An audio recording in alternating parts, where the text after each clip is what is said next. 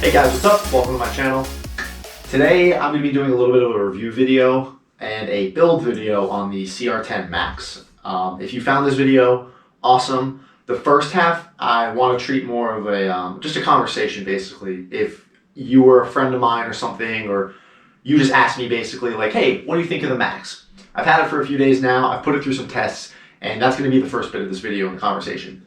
If you want to see a build video and me assembling this and what you might run into and how it all goes together, skip to this part of the video and you'll be able to see me unboxing it, my dreadful reaction to how big this thing actually was, and any issues or problems I had during the build.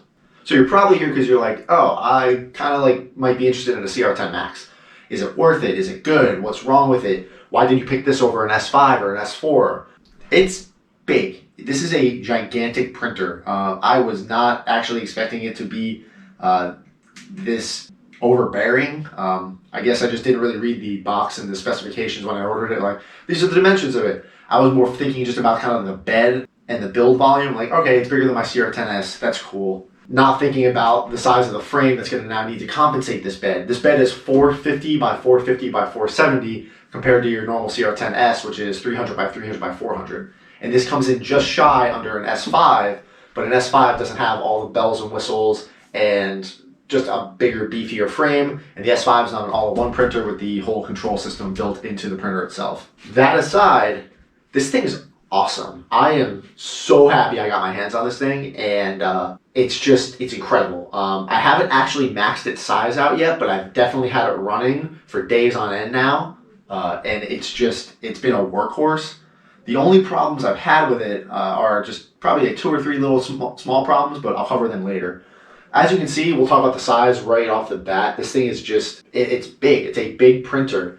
You can see just from the size of, just a full-size Iron Man helmet just kind of sitting on the bed. You could print, if I position things right, I could actually print 1, 2, 3. I could actually fit 3 entire Iron Man Mark 85 helmets on this bed. Granted, this one's scaled down a little bit, but this is with 0 orienting. They all just fit here. I could obviously take my time and stand them up. I could probably actually get 4 on this whole bed and print them one shot.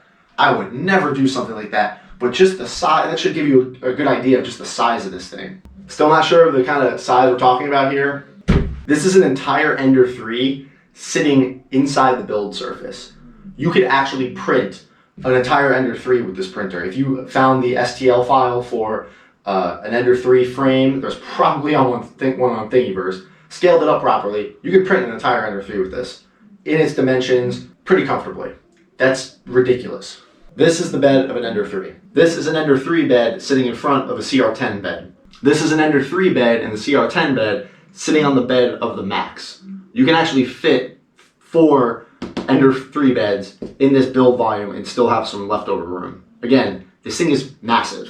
So why this? Why would you need something this big? And why would you want to get this over an S5 or an S4, where this kind of floats in the middle of the build volumes of those 2 printers? Missing parts currently pending. I'm doing some work on them, obviously. I printed this suit in about 47 to 48 pieces. If I was to kind of count them up right now, where I had to make all the slices and cuts, and I was able to print that 47, 48 between 2 CR-10S printers. If I had the CR-10 Max at the time, I could actually print this entire suit again in about 24 pieces with 0 cuts. I wouldn't have to slice anything. The thighs, the shins, the chest, the back would all fit in this build area in one shot. That's not to say I would actually do that, because when you start orienting giant parts like that, you increase your time drastically. So where I could print maybe this chest plate in 4 pieces on my CR-10s in a couple hours each, really, it's not going to take that long. Now having to add one large part with multiple supports because you have weird angles, it's going to increase your slice time, but then you need to figure, is it a trade-off? Do I want to cut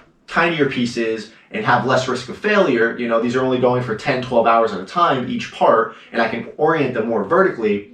Or do you want to just print it all as one big piece, use a lot more supports, it's going to take more time, there's a little bit more risk of failure or something going wrong, but you get it in one solid part. So there's pros and cons to both of it, and I'll leave that up to you to decide.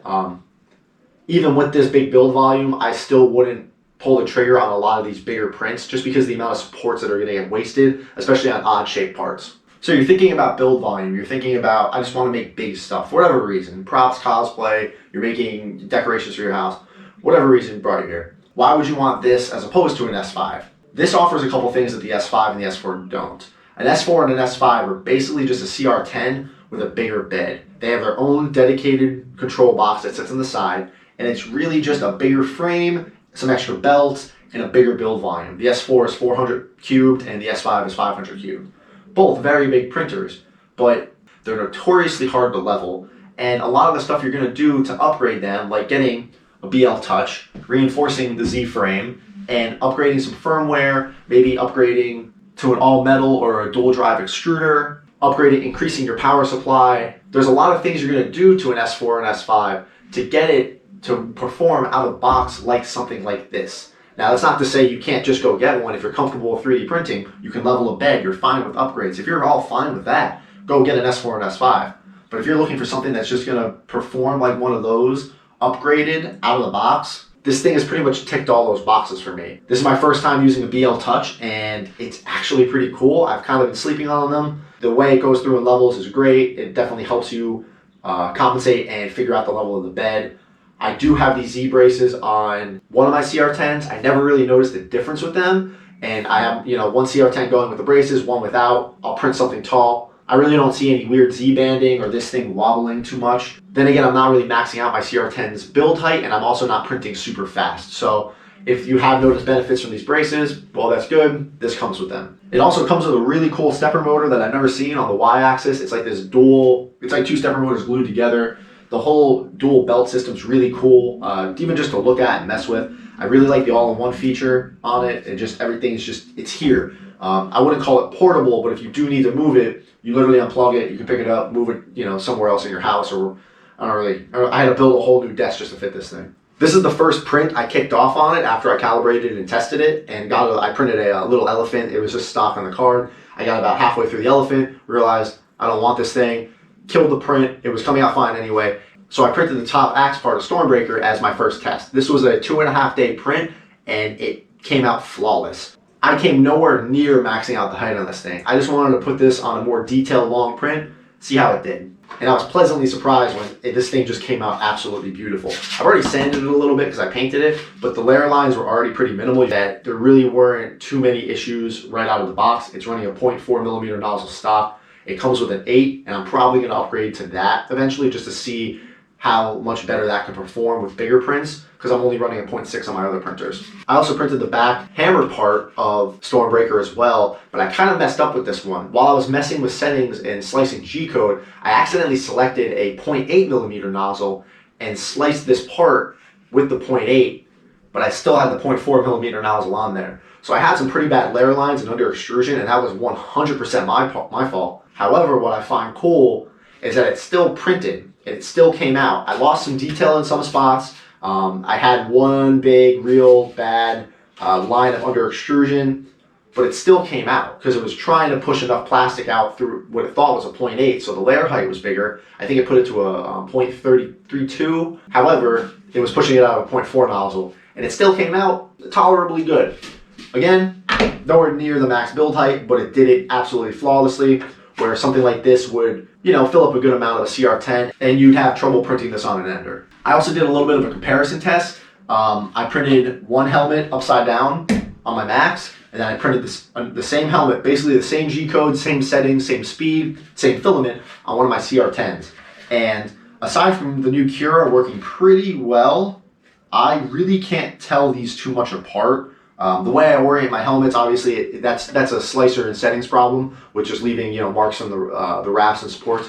That has nothing to do with the printer. Material-wise, it's melting great. If I didn't label these, I would have had no idea really which one was different. So it prints just like the CR-10S, and I'm pretty impressed with it. I also did a little bit of a stability test on it. This is the handle to a sword. Yes, it's in 2 colors. So what I did is I wanted to see just how straight it could actually make something. So I started to print it, put it on the bed, printed it in black. When it started to actually get to this part, I paused it because I wanted to see what the resume feature kind of does. Some printers don't like resuming prints for some reason. I wanted to test this one out, and I figured, hey, let's just swap some filament around. So I started to print black, I paused it, swapped into red, let it go, and it's kind of hard to see, but this thing just printed it absolutely flawlessly. The whole Z seam up the side is great. Like, this is probably one of the smoothest prints I've ever got. Granted, this was printed at a 50 millimeter second speed, so it's not the fastest printing. You can't print too fast with this thing because of the size of the bed. It really doesn't like moving around too much. So if you're ever orienting prints on it and you're trying to be, thoughtful of the way you want everything to move, always let the X-axis do more work, because this X-axis can move way quicker than this bed can. So if you were to print something like a flat piece like this, don't orient it more on the Y-axis, because that bed's just going to be losing its mind. But I can orient it on the X-axis and probably increase my speed a little bit, maybe up to even 60, maybe a 70. Not sure about this one yet, but it's going to let the X do way more work than having that wobble of the Y going back and forth and back and forth. Complaints out of the box while building it, and some issues I've actually ran into right off the bat. The first thing, the little X stop trigger, the little switch for home, the metal prong had actually fallen off. It was missing. It was actually floating somewhere in the box. I still can't believe I found it with how small it was. I've actually had that happen, I think, in one of my CR-10s. It's not uncommon. They do fall out and they pop right back in. So that was cool. That was an easy fix. The cable guide on the bed, the top cover was broken just from the way the cable was twisted in the box. I actually just duct taped it back together because I don't care. Some people might care more about something being broken right out of the box. It makes no difference. It still guides the cable just fine. Cable management on it's pretty good. I wish there was a little bit of a better system for the ribbon cable that kind of goes up the side. I had to get kind of creative with how it's positioned, but it does need a little bit more room on the side than you would need. My two biggest complaints, one was a failure right on that first day long print that I did. The coupler for the Bowden tube on the extruder side blew out, and I'm still trying to figure out why. I actually think it has something to do with enabling ZHome and retractions. So all the teeth that hold your Bowden tube in were just sheared right off. And luckily I was sitting in the room when it happened, and I heard some kind of a weird crinkling noise, and my Bowden tube had actually popped out. And then what was happening is the filament was just feeding out. And if I wasn't in the room, I would have came into absolute spaghetti all over the place. When I actually tried to, I was actually able to stop and save the print. It was actually this. So I'm glad I caught it. I paused the print, and then I took the tube off, and the whole inside of the coupler was blown out. And then while I was trying to pull the filament out through the Bowden tube, it was all kinked and kind of bent and warped. And it was really difficult to pull it out. And from what I noticed, this is actually a little bit of a problem with the dual drive extruders. I've noticed a couple people have this problem when your tube blows out, because no matter what happens, your dual drive extruder is going to push filament through. Where a normal plastic or a normal all metal extruder, you might hear that clicking or popping if something's going wrong. Your nozzle's too close. Something's just kind of going wrong with the printer. It's going to click and pop your extruder. Where on these dual drives, I've noticed they will always push filament through. So what it's doing is it's creating this back pressure in your Bowden tube, and eventually the weakest point happened to be this coupler, and it blew out. I can also see, since the filament was pinched, I think that had a lot to do with the extruder pulling the filament back and forth and kind of crushing it between the dual drive. So I messed with the spring tension a little bit, I swapped out the coupler, and I let it go again, and it happened the next day on another print. Then I think I finally lowered my retraction a little bit, and it stopped happening. So I'm still trying to diagnose why exactly that's happening, because that can be a real bad way to ruin a very long print. I've already kind of talked to Creality about it. They know about it. They're looking into it too, because that'd be a real bummer if you just had a whole spool wasted, and it could actually get tangled and ruin your print. And God forbid it ruins your printer. The other complaint I kind of probably have with this thing is it makes so much dust. As it's pulling filament through the all metal filament guide sensor, it creates so much dust and buildup that just falls all over the ribbon, falls all over the printer, and it kind of just makes a mess. I'm still trying to figure out how to stop that. I might have to print some type of guide, drill a hole bigger, but it makes a lot of dust, and I know that's a little petty, but when you're constantly having to Swiffer off and clean the printer, it gets a little messy. The other thing I didn't really like about it was the Bowden tube and the wires going to the hot end were in this plastic sheathing. And it was just such a heavy wire. It was just such of a heavy drag wire, and it was actually pulling and touching the bed as it was going. So I actually took it off. I actually shortened the Bowden tube a little bit because it was way longer than it needed to be. And then I got one of these little keychain clips that I've seen people use, and I mounted it right to the top with just a binder clip, so nothing's permanent. And now this actually helps hold the entire cable up, and then the Bowden tube can just work by itself. So there isn't a lot of tension on this at all. So it's able to go down, pull the cable, and you only get just a little bit of tension on this. So the features and the interface on this thing are actually pretty cool. I'm a pretty big fan of the whole touchscreen system on it. Again, never had one. Printing's pretty easy. Whatever's there, you go, print it. Awesome. If your title on your SD card is too long, the printer won't recognize it. So if you put an SD card in there with some G code and you're wondering, oh, it's not popping up, go edit the name to something smaller or just name it whatever it is. Usually when Cura slices something kind of long, it'll put a really long, complicated name in there, and then the firmware can't read it. I don't know why, but that's how I've gotten around it. Setting your temperature is pretty good, PLA, you know, all that. It's pretty simple to maneuver. You can manually heat either, and just having the, you know, nice little number pad system is pretty cool. If the beeping gets annoying, you can actually kind of go and turn it off. Isn't that just the worst sound ever? You can manually move everything, like always. It's a nice little system. Right now it won't move because it doesn't know where home is, so I can only move the X in one direction. The Y, it thinks it's at 0, so I can only move it in and out, and then I can move the Z up a little bit. You can refuel or add filament. You change your language, you can disable your stepper motor so you can actually move things around. The leveling feature is my absolute favorite, just with this BL Touch. Again, I've never had one, and it's just kind of cool to see it all in action. So it auto homes X, it auto homes Y, but since it doesn't have Z stop triggers on the bottom of the printer, it actually uses the BL Touch to find the center position, and then that's where it knows where its starting position is. So it came down, it found ZHome, and now it's sitting at a specified height above the bed, and you can actually use the ZHome up and down button to actually kind of adjust and level it with either a piece of paper or this little feeler gauge it gives you, which is pretty cool. And then every time you go to auto home, it'll remember it and put it back into that spot. So if you do the measuring feature that's sitting down here, it'll actually go through to 16 different points and actually give you readings of the level of the entire bed. And I've got mine pretty close. I think I'm at a 0.4 in the top left corner, and my bottom is a 0.2, a 0.1, and a 0.4. So if anything, this side of my bed's just sitting a little bit high, and this side's sitting a little bit low. What it'll do is actually go and measure these 16 points before every print, and then using this data in the mesh, it'll actually help compensate for the print on where the gaps and the dips are to help the print come out a little bit better by adjusting the way the Z axis moves up and down, and it pretty much gives you a very good adhesive print on your first layer almost every time, as long as it's set up right. So make sure even with this, you're still leveling that nozzle and seeing just exactly where the distance is between the bed. Feature-wise, this thing really isn't that complicated to use at all. It's all very well laid out. As long as you follow the instructions, we're actually pretty intuitive for a Creality printer. It'll help you kind of set it up, and you'll be printing right out of the box. I haven't had to adjust anything. Building it was pretty, you know, par for the course, like a normal any CR-10 frame where the gantry comes separate. You put it on, bolt it on, plug everything in, add these braces, and you're pretty much ready to go. If you've seen the CR-10S Pro, this is basically just a very big CR-10S Pro.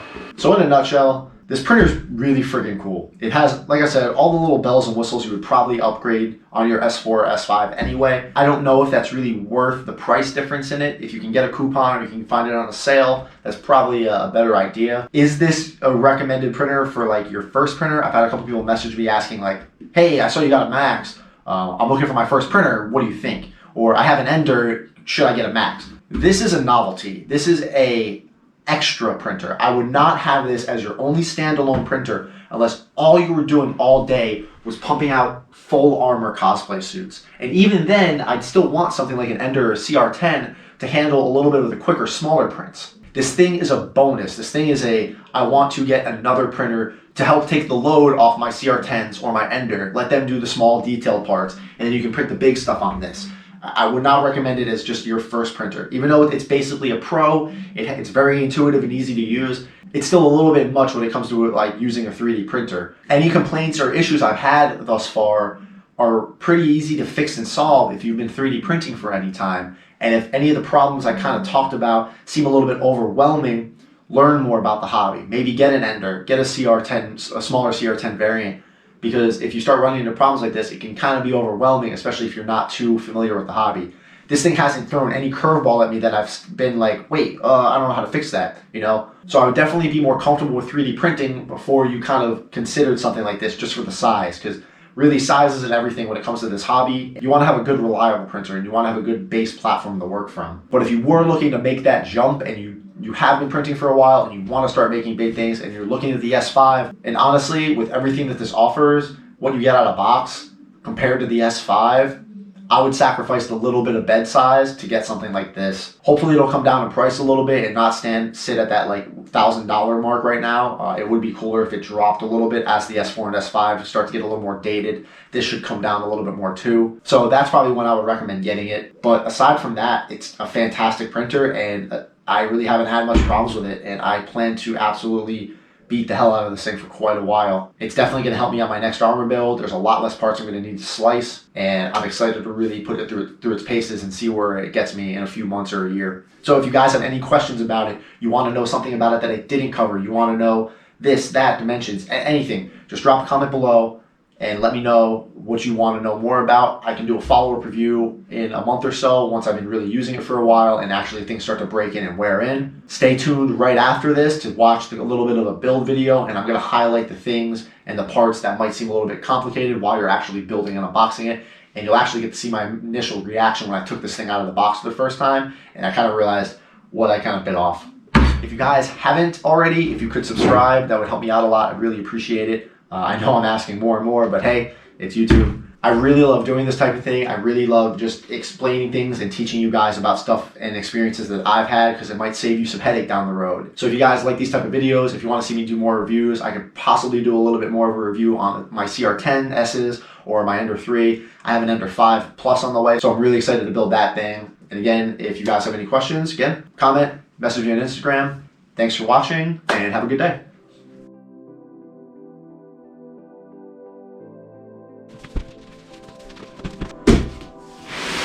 I got my hands on a CR-10 Max, and oh my god, it's way bigger than I thought it was gonna be. Yeah, so I bought this to start doing bigger projects and printing bigger pieces, like my next suit or whatever, quicker. And my CR-10, I remember when I opened my CR-10 box, this was the printer, and then it was the gantry. So I'm really hoping like this isn't it. Yeah, so let's crack this thing open. Oh my god, this thing is big. Cool.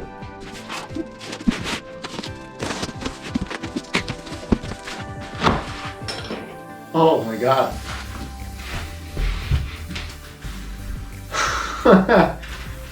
No, it's actually that big. Oh. Oh, how do I even get this thing out? Oh my god, this thing is huge.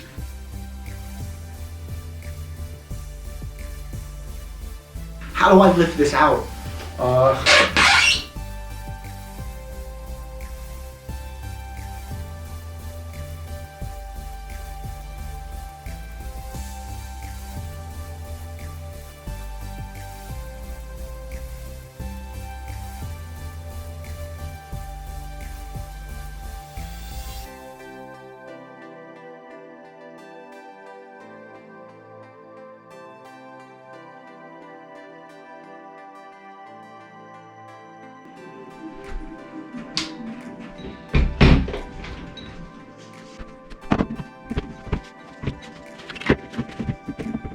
So right off the bat, the adjustment knobs were loose, which was the exact same case with my 10S.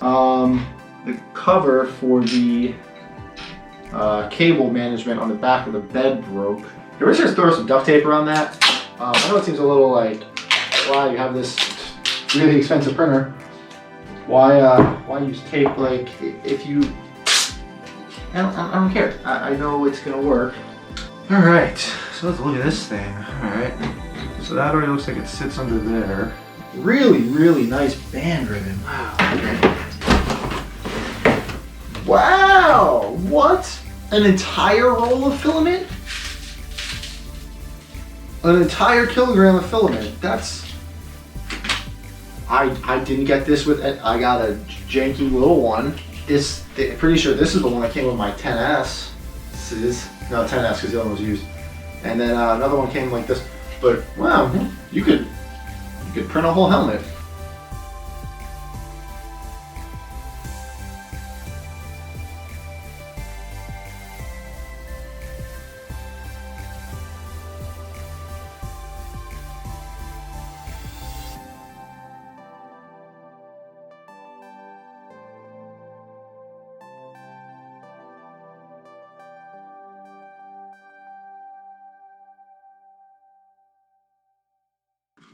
Oh, this is the best part right here, guys. Ready?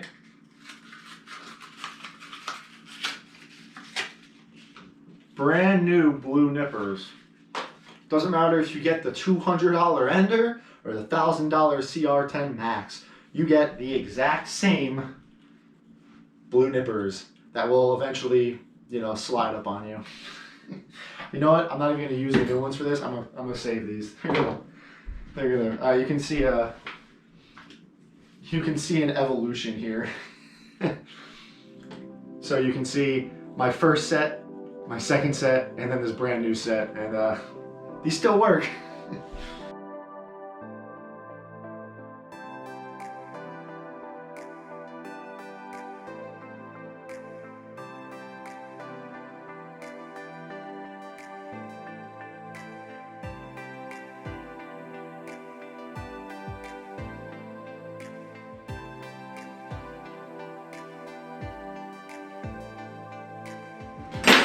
So before I put the gantry on, what I'm going to do is I'm going to go around and make sure all the other bolts are tight. I noticed this on one of my CR-10s that some of the bolts just weren't tight and it was giving me some problems. So I'm going to give it a quick little once over and make sure everything's nice and snug.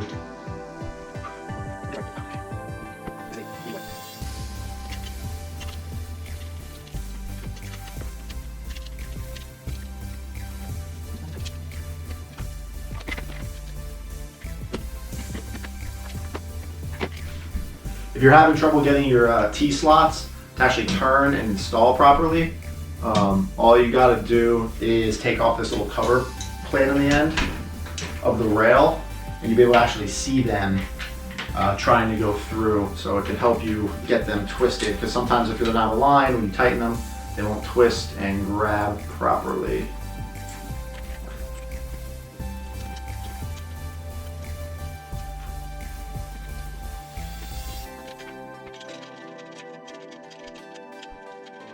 Side braces are on. It's pretty simple, straightforward so far.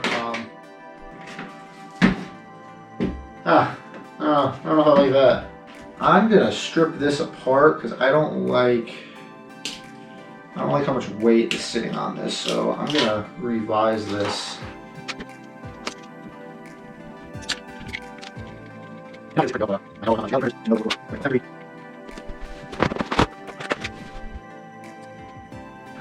So I just pulled a piece of plastic out of my nozzle.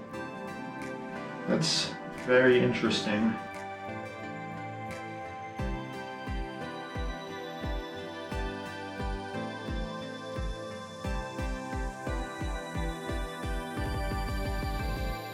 So I went to the auto bed level feature. It'll move to different spots, and then you can adjust it up and down. It'll help compensate for it, and then you start the print with auto bed leveling on. It goes and checks the level of the whole bed, and it prints to compensate for that by where the Z needs to move. So the Z will move up and down as it's actually printing to compensate for it. We'll see how it goes. I'm gonna let this go for a little bit, and yeah.